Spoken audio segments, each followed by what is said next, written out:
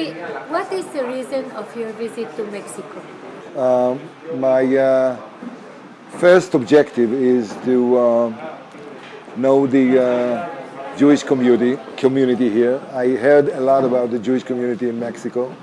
Probably one of the most Zionist community among the Jewish world. And the second reason, I want to ask them to be more involved in making the Israeli society more united, more strength, and to invest actually in the future of the state of Israel, which is the people of Israel, the young men and women of Israel. Israel is a strong country, militarily and economically, but unfortunately, many people who are not getting the opportunity, an equal opportunity, in terms of education. So they stay behind. And I believe that it's our role is to provide them an opportunity. History shows us that whenever you give an opportunity to a young kid, the sky is the limit. So that's why I came. And I'm very pleased by the hospitality and the warm welcome. And in fact, I think I found here some family friends. And giving my personal background and the background of a lot of Mexican Jews here, it's like being at home. What is the Rashi Foundation? Rashi Foundation is the biggest social foundation in Israel. Rashi was founded by a French Jew who owned the Perrier water company, and his name is Gustave Lavin. He died 6 years ago when he was 94. He decided to dedicate all his money to the state of Israel, to the people of Israel, mainly in the periphery. So since then, during the last 30 years, Rashi Foundation works within the Israeli periphery, geographic and social periphery, providing an opportunity from age 0 up to 30. We strongly believe that education is the most important vehicle to develop an individual, to create social mobility. If you were born in a bad social economy background, we provide you a good education. Your life will be different. We actually give you an opportunity to change your life. So that's what Rashi does. Since we are the biggest one and the oldest one, and we work with the government, we do it very closely. We work with partners, we work with municipalities, and we have more than 200 partners in each in all the programs that we made. And money-wise, we are the biggest. We are managing about 1.4 billion shekel a year, which is approximately $350 million every year. That's a lot of money. We don't replace the government, but we show the way to the government what is needed in the periphery. We do a pilot, we bring the government, and then provide the solution. We know that every Friday you eat rizu hamod at your relatives, your parents' house, and you are born into a Halabi family. Right. Do you follow Halabi customs? Oh, sure. My mother is Halabi from Aleppo, and my mother, like a mother, a Jewish mother.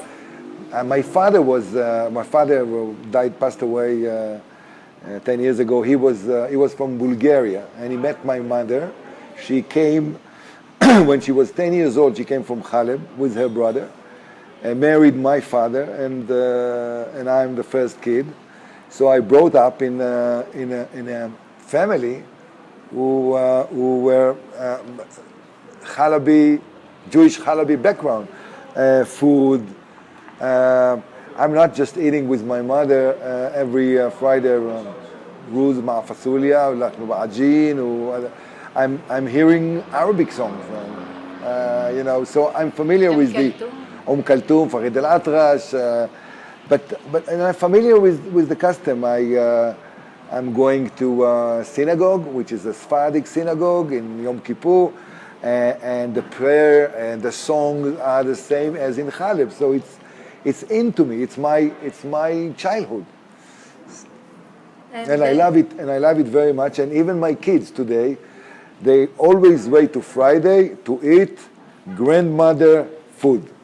and my wife, which is Ashkenazi from Poland, she learned how to cook all the Halabian food from my mother. She knows to do kibbeh? Kibbeh. So you still follow this? Jeje patate, come on. Jeje patata. Jeje patata. You still follow these customs in your house? Yeah, I still, because I think it's lovely. It's very Jewish, very generous, very warm. Family relation in Haleb, it's like everything is the family. The family is the most important issue. You meet with the family, you help to the family, you go out to work, you come back to the family. So we learned from my mother and from my grandmother and grandfather, who came from Haleb, by the way, only when I was 6 years old. My mother came alone with her brother, grew up in Israel, and only after I was 6 years old, the rest of her family left through Turkey to Israel, and I met for the first time, I met my grandfather and grandmother when I was 6 years old. And their Hebrew was broken, so I spoke with them Arabic. So I learned Arabic from my grandmother, from my sitti. And what are the values? Bring honor and respect to the family. Don't behave like in a shame way.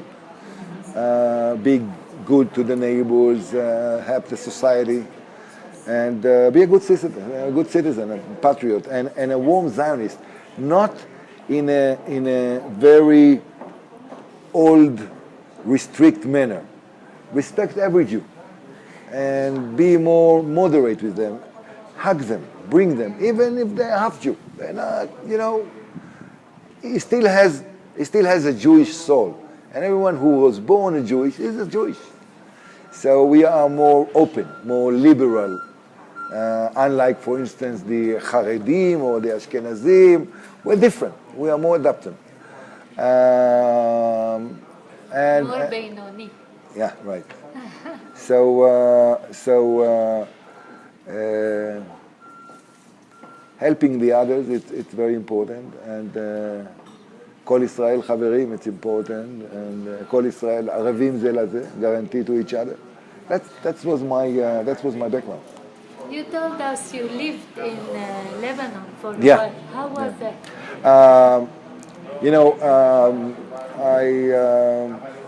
I had a military career.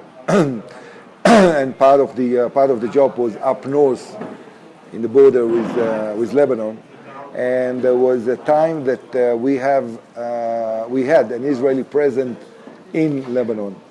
During the 90s, I was the overall commanding officer of our troops in Lebanon, and the headquarters was in Marj Ayun. It's a Christian town in the southern part of Lebanon. But I met with all the Lebanese. I met Ruz from Chatzbaya, which, by the way, brought my mother years ago from Beirut to Chatzbaya. And from Chatzbaya, we crossed the Litani River, the Chatzbani River, and then she was taken to one of the kibbutzim in the Galilee, and I found a family who took her. So I met, So I met Druze, I met Shiites in Bint Jbel, or Muslim, or So I spent 2 years there, and I spent during '85. I spent 1 year in Lebanon near Beirut, Ba'abde, Dir Al-Amar, Jazin, Jabal Baou. So I met a lot of Lebanese, and I still have Lebanese friends, Christian, Muslims, others. Yes. Did your Arabic origins help you understand the Arabic mind? Yeah, And, I think so. I think so. And make decisions when you were Ramatkar? Yeah, I think that growing in a family which understood the language, but not just the language, understood the mentality, the way of thinking. I give you an example. If you negotiate with an Arab, sometimes respect is an honor for him is more important than the business or what you want to do. So I learned to negotiate and to give respect. I learned what is important to them and what is not important to them. I learned that sometimes they are not loyal as you think. And I learned that you cannot trust them there or you can trust them there. So it's helped me very much knowing the language because when you know the language and the mentality, you probably know better the way they think. And if you know how the other side think, it's helped you. This is a problem you think that the Ashkenazi leaders of Israel had? Definitely. I think that's it's lack of experience, not knowing your neighbors, not knowing the Arab world, the mentality, the way they think, what is their values, and because you are more aware to what to do, what is wrong, what is right, what is important to them, what is not. For instance, many Ashkenazis, like a European guy, like American guy, judge or think about the Arabs the way they think about themselves. But they don't have the same values. They don't have the same beliefs. Human life for them is different than for you. To lie in negotiation, it's okay. In the West, you don't lie. Or let's say not lie, but exaggerating. The way you bargain, the way you think about things is different. So if you have this knowledge in advance, you are in a better position, and vice versa. Because many times Israeli Ashkenazis or people with, let's say, Western background fail to understand why they say something, they seem to them that the other side agreed, but then nothing happened. Because they don't know the mentality. They don't know how to behave. What is important, what is not. What is important to the other side. And the things that are important to them, which are different for us. Yes, it's important. The cultural gap is important. And we have to breach this gap. And now with the Abbas speech in the UN, what happened? I think I'm not surprised. I know the mentality. I know that Abbas in his heart is not a Zionist. And he cares about the Palestinians, not about us. And I'm not surprising that one day he say this and one day he say this. So you have to know the culture. You have to know the mentality. But then can he be trusted? You see, for them words Can he be the partner for peace? I don't know, but there is an Arab saying that there is no tax for word. So you can speak. Work is cheap. Work is cheap. So that's a culture. Different culture than the Western culture. It goes back to what we spoke about the different mentality. I think he's doing mistake by condemning Israel and making us criminal. I think he will gain nothing. I think that's counterproductive. I don't think it will make any promotion. He knows that the IDF and the Israeli government helps him to stay in power against the Hamas. He knows that without the Israeli Defense Forces and the government assistance, he will not stay in power because he was not elected, and the Hamas will throw them. So, I mean, how can you speak like that? So I think it's an embarrassment for him. Yes, to him. To him. And Last question. No. Being from Arabic descent, was it an obstacle for you to get in your career? Because I know at the beginning. Ashkenazi is Sephardim, remember? Uh-huh. Well, a very, very good question. You're right. When I was young, and you know that in Israel, at the age of 18, you go to the military. During the beginning of the 70s, we had this sectarian, I would say, tension between Ashkenazis and Sephardim. We had the Black Panthers in Jerusalem, if you recall, and others people, because it was an issue. And I think today it's less. But let me tell you, from day one in the military, although I am from Sephardic background, which is inferior then, I have never, ever, for a single moment, felt that I'm not equal to others. And I had many, many proofs to it. You have to understand the Israeli army is very professional. If you're good, you will be promoted. If you are not good, they will not send you to officer school. If you are not good, you will not get a company to command on. If you are not good, you will not be a pilot, regardless your family. It's about you and your performance only. And I can tell you that that's one of the reasons I stayed in the military. I felt equal. Although there were people who came from a family who were much richer than I. Their parents were, in some cases, ministers in the government, but they didn't get any advantage on me. If I was better in the exercise, if I was better in operation, I got the prize, not them. So I can tell you that even today, you can be a new immigrant from Russia. You can be a Druze from Druze village. You can be Sephardic, Ashkenazi, religious, non-religious, rich or poor. It's a professional decision. It has nothing to do with your background. We don't care. We don't care. In some cases, we have Russian immigrants which are not really Jewish kosher. But for me, everyone who's serving in the military is a Jewish. And if he's a good, the sky is the limit. The sky is, you know that one of the most important brigade that we have in the IDF is Golani. Special Forces. You know who is the brigade commander today as we speak? His name is Rassan Aslan. He's a Druze guy. He is the commander of the brigade. And nobody asks question. Why? Because he's good. Even today. So the answer is, I'm happy to tell you that we don't have this problem within the military. And I think in the society is less than it used to be. It's still there. Mainly in the periphery, when we took the new immigrants from North Africa, from Arab states, and put them in remote places with no employment,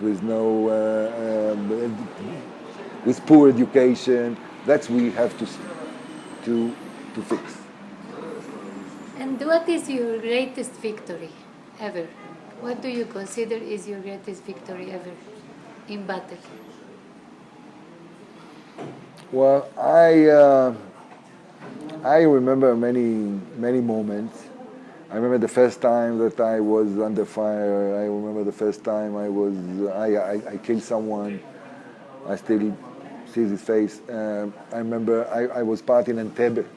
Entebbe was a very, very, very special, not victory, very special operation and a defining important moment in my personal life, because when I was there in Entebbe in the middle of the night, 5,000 miles away from Israel, taking the hostages,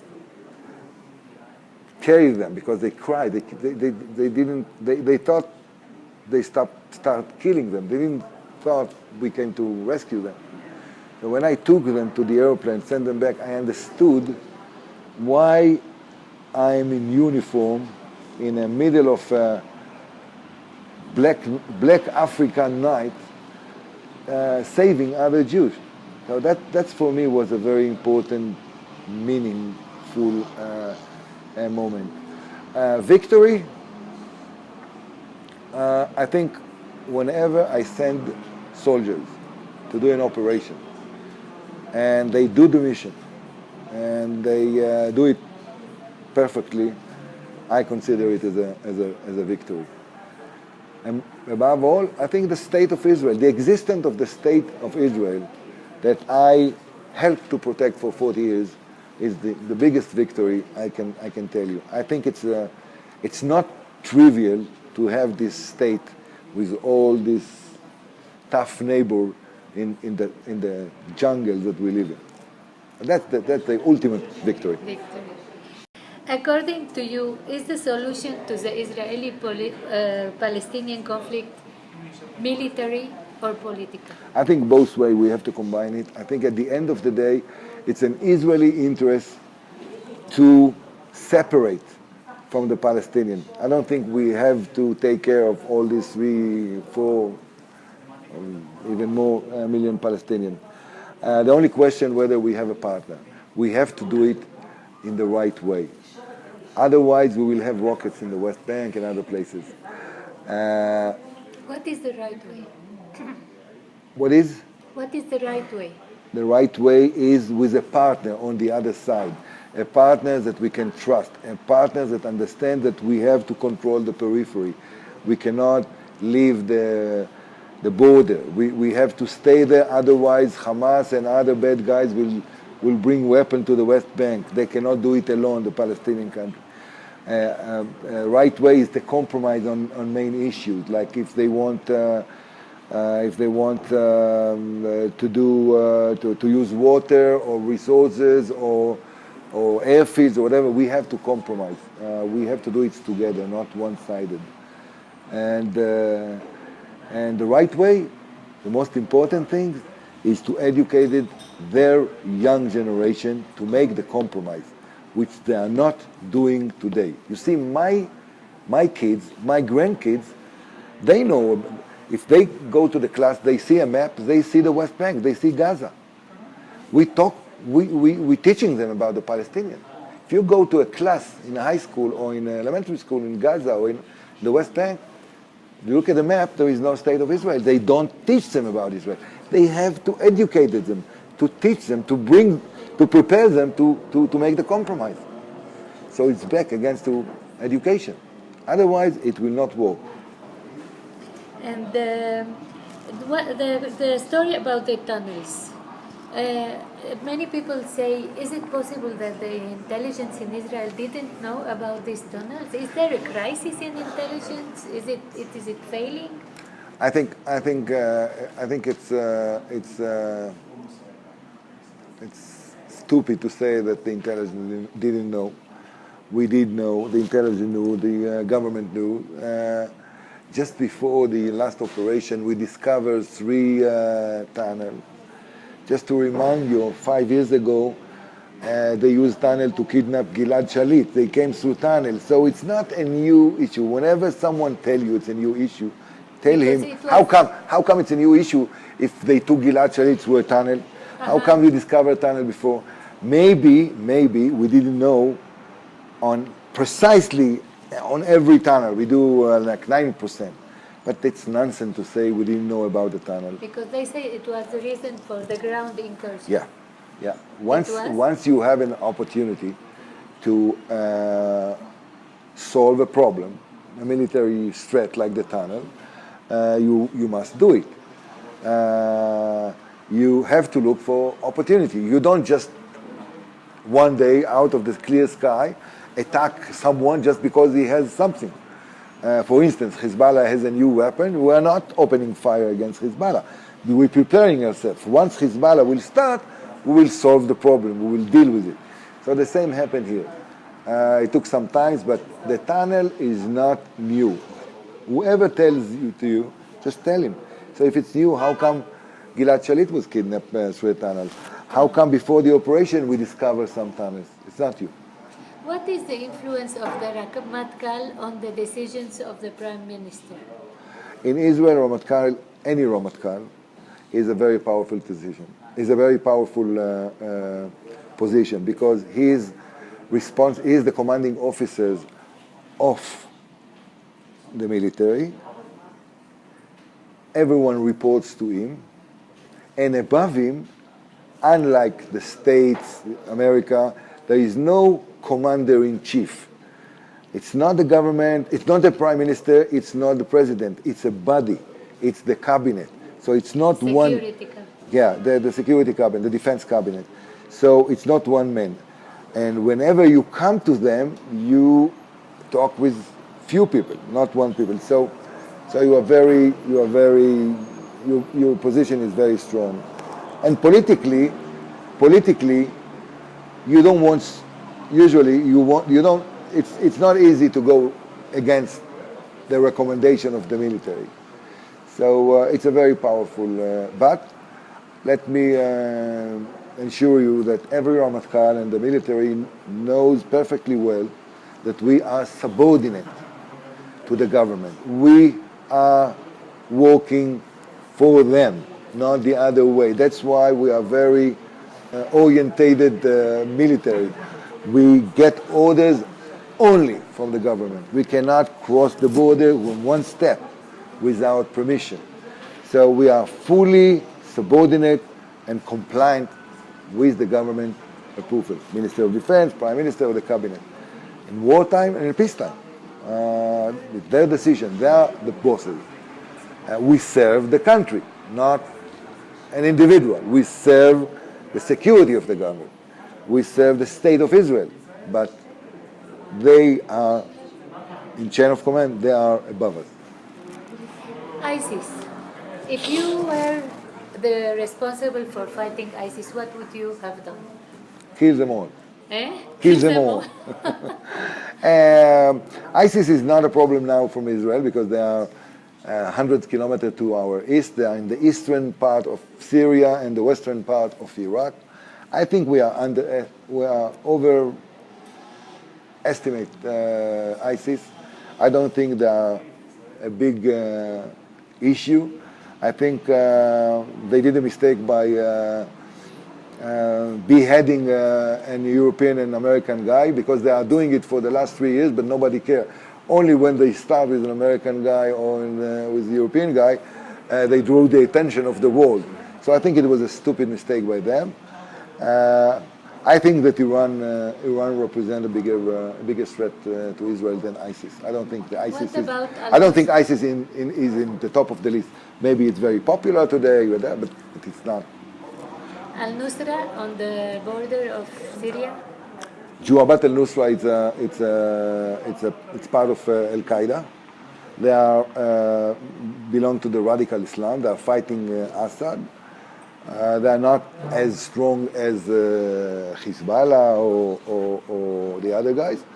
But I don't think they have an interest and nor capability to open a front, if you want, with the IDF. They might do problem here and there, along the border, but it's not their interest. They have enough problem. To start with Israel, they will gain nothing. And Hezbollah, because they say the next one I think Hezbollah is a serious threat. Hezbollah is much stronger than Hamas, ISIS, Juabat al-Nusra. I don't think it's in Hezbollah interest to open another front with Israel, definitely now, because they are busy with protecting the Assad regime, because the Assad regime provides them weapons. If they lose Assad, they will not have weapons. There is no defense industry within Lebanon, so the only way to get weapons is from Syria. The money comes from Iran. The weapon comes from Syria. So they are busy with that, and they're spending a lot of blood and treasure in protecting this regime, actually to protect the supply of weapons for Hezbollah. And I think they understand that Israel will retaliate in a way that will cause them internal problem in Lebanon. You see, Hezbollah cannot ignore, and you were in Lebanon, Hezbollah cannot ignore the Lebanese public opinion, Christian, Muslims, and others. If Hezbollah said, I need the weapon to protect Lebanon, and after a war with Israel, Lebanon is destroyed, people come to him and say, listen, You're not protecting Lebanon, you are destroying Lebanon. Why do you need the weapon? We have the Lebanese army. So that's causing internal problem. So I don't think, and I think Nasrallah is not stupid. Maybe he wants to revenge, maybe, but he will not do it along the border. Listen, it's unprecedented that kids at the age of 8 years in the kibbutzim and Kiryat Shmona and up north going to school without spending one night in a shelter. It's never happened before. I think that's because Hezbollah understand that it's not in his interest to open another war. But he will do it someday. I don't think tomorrow morning. He has enough problem on his plate. And what does Gabi Ashkenazi thinks of the performance of Gabi Ashkenazi as a Ramatkal? Well, I let others to make the judgment. I feel privileged to get the job. I was a candidate 2 years before that, and they chose the other guy and became civilian. They called me after the Lebanon war to repair and improve the IDF. I hope I did it, but you know, let's others to make the judgment. But I feel privileged to lead, command, and be with these young men and women of Israel. So they're great. And you are protecting us all. Yeah. Would you like some message to the Jewish community in Mexico? Well, thank you for the warm welcome and your hospitality. I feel at home here. And I thank you for the long support that you are performing towards the State of Israel and to the Israeli society as a whole, and encouraging you to continue with the good job, to educate your kids, the second generation, to continue with this, because after all, we have the same destiny. We share the same history, and we have the same destiny as a Jewish. And if we will stay together, united, we will prevail. I think, from what I heard, I think you're doing great. I mean, more than 90% of the Jewish kids here are in Jewish schools.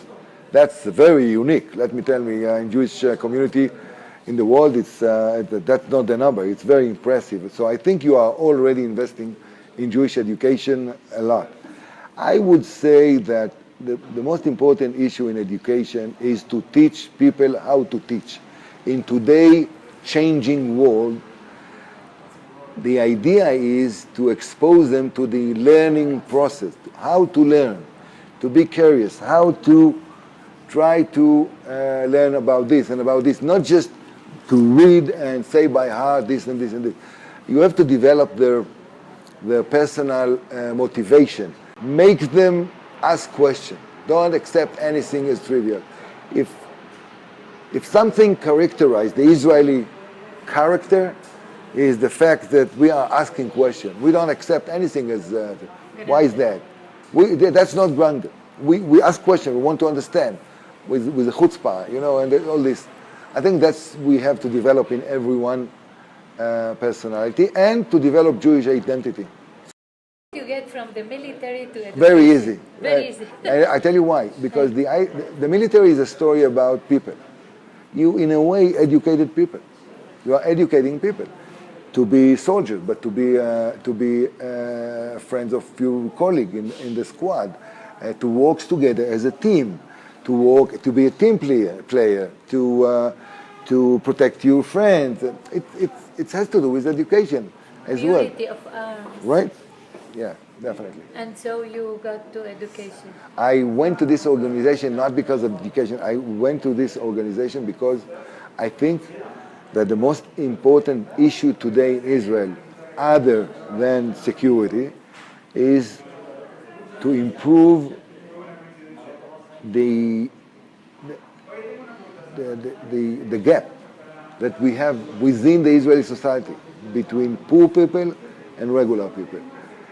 To give an opportunity to many people who are you don't have the opportunity.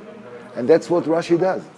We are in a business of giving opportunity. Our products is education. We don't give you money, we give you education. And if you learn, and we will be with you every step in the way until you find your job. And I investing in you like $1, the government and the society will get $10 more once I finish the process. And if I will not give you the opportunity, nobody will give you. And I think it's a shame. That's not Jewish. Tikkun Olam. You know what's Tikkun Olam? That's what I'm doing. Thank you. Thank you very much.